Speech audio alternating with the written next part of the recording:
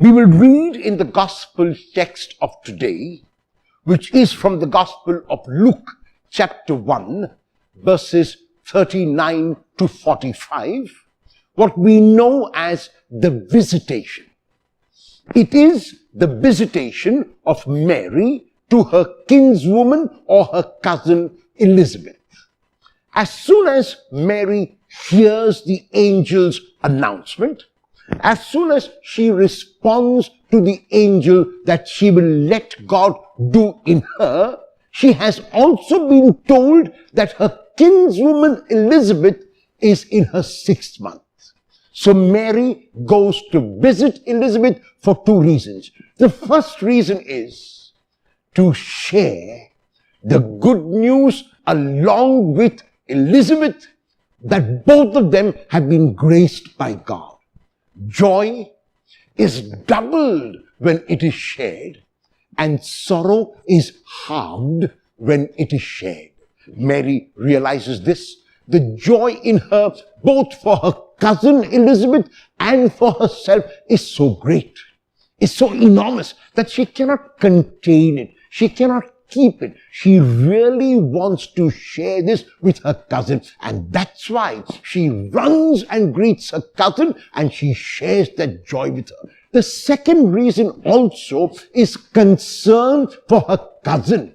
And because she knows that her cousin is in her 6th month and will possibly need all the help that she can get and all the help that Mary can give, Mary reaches out of herself. So the concern surely is to share the good news, but the concern also is to reach out, because this is what the angel's pronouncement does to Mary.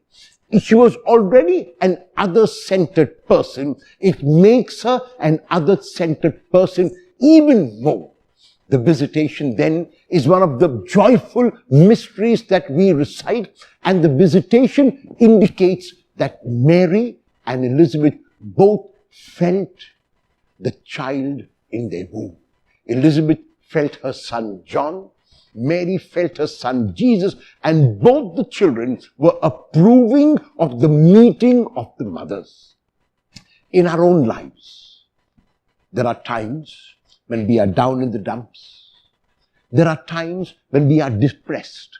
There are times when we are despondent. At those times, it is necessary to have a friend with whom we can share that despondency, with whom we can share that depression, with whom we can share those low moments. Because when we do, they are halved. There are also times when we are excited and happy and joyful. Even at those moments, if we share them with a friend, that joy and that excitement is doubled. Mary, even though she was already selfless, became even more selfless in her visitation to her cousin Elizabeth. Will you, in imitation of Mary, share your joy so that it may be doubled? Share your sorrow so that it may be halved? Share your concern to reach out to someone in need.